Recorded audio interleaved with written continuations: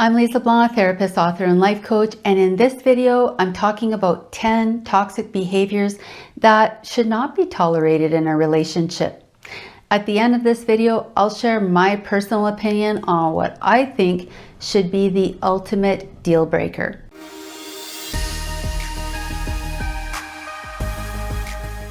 Okay, so let's jump right in. Number one is idealization and love bombing. As much as the highs may be exhilarating, just know that the lows will be just as low, if not lower. And if you allow yourself to become addicted to someone, that person will have more control over you than you have over yourself. So, accepting any form of love bombing might make you feel amazing in the moment, but just know that there will be a very hefty price to pay in the end. Number two is deception. Narcissists are masters of deception. This may be hard to detect at first, but if you're noticing that your partner is distorting the truth, creating an exaggerated false persona, lying either outright or by omission, then ask yourself why you're not believing that they are who they are showing themselves to be. Now, I'm not necessarily talking about a zero tolerance policy here. People can make a mistake, people can lie on occasion, but if you're seeing a pattern of dishonesty or deception, don't dismiss it. Don't accept excuses, because what you're seeing is probably just the tip of the iceberg, and soon you'll figure out that your whole relationship is built on lies. Remember, narcissists operate on the basis of plausible deniability. They have an uncanny way of using ambiguity to maintain a facade of innocence or ignorance about their harmful and manipulative behavior. So you may not have hard proof, but if your instincts are telling you that you're being deceived, then trust yourself before it's too late. Number three is a lack of accountability. While it can be hard for anyone to acknowledge their flaws or admit fault, it's important to recognize that when one partner consistently refuses to own up to their mistakes or apologize for their harmful words and actions, it is toxic.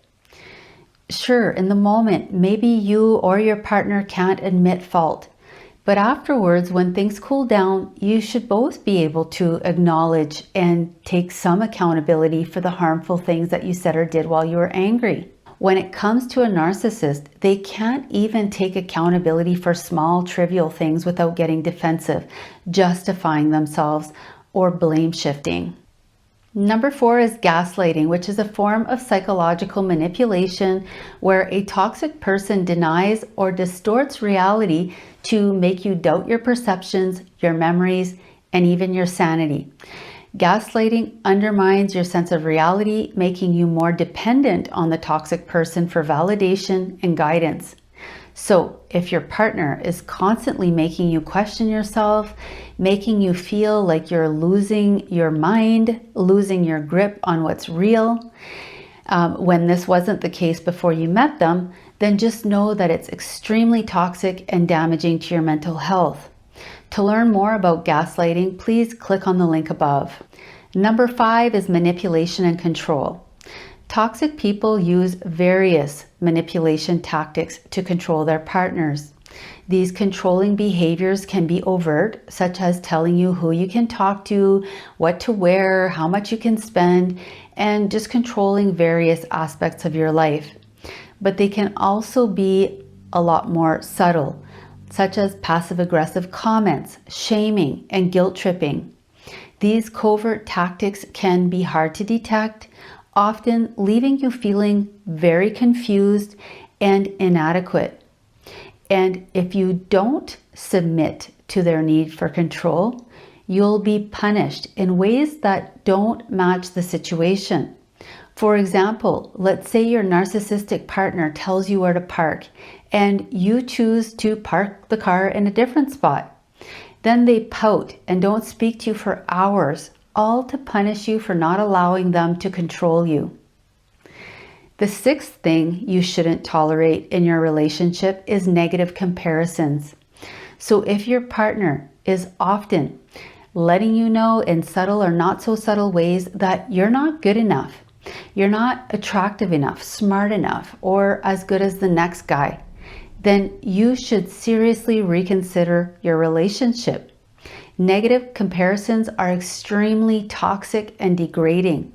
It erodes your self-worth and creates feelings of inferiority, inadequacy, and insecurity. And you deserve more respect than that. We all do.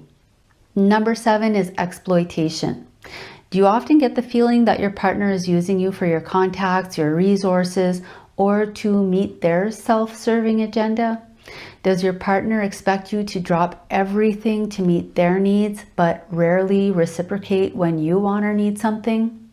Are your trusted friends and family concerned that you're being taken advantage of? Now, it's not uncommon for the balance of giving and taking in a relationship to fluctuate.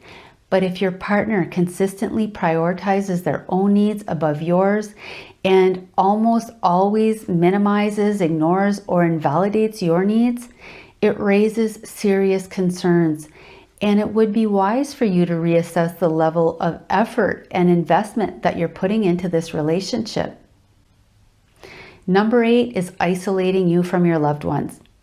Now, the way a toxic person isolates you from your support system isn't always obvious. It's not like they're going to lock you up in your house. It's more like an invisible prison. So instead of telling you that you're not allowed to see your friends and family, they will judge your friends and family, plant seeds of doubt by accusing them of doing something to make them feel uncomfortable or of betraying you in some way. So this will make you feel like you can't trust them or that you have to protect your partner from them. This forces you to choose who's more important to you. For example, maybe your partner tells you that they're sick right before you're heading out to your best friend's bachelor party. Suddenly, they need your support on your night out. They might say, "Oh no, you go ahead, don't worry about me, I'll probably be okay." But if you go, you will be punished. It could be guilt trips about how you're always choosing everyone over them, or it may end up in long, painful, unsolvable conflicts around who and what is most important to you. But the point is, over time, it exhausts you, and it just seems easier to avoid people in order to not have to deal with your partner's extreme reactions. Number 9 is repeated threats to the relationship. If your partner is controlling you by threatening the security of the relationship, just know it's a clear sign of toxicity. Repeat ultimatums are a way to manipulate and emotionally blackmail you by creating an atmosphere of fear, insecurity, and instability. Now, sometimes you may need to discuss the viability of your relationship. And sometimes the reality is that you need to talk about the possibility that you're not right for each other, that you have different needs and values, that despite your best efforts, you just can't work things out. But the key is to approach these discussions with empathy and a genuine desire to either address the issues and find a mutually acceptable resolution, or to end the relationship in a healthy way. Repeatedly uttering threats and issuing ultimatums only serve to further breach your partner's sense of security and trust. Number 10 is disrespecting boundaries. Narcissists simply do not care about your boundaries. They will keep challenging and violating your boundaries until they get what they want.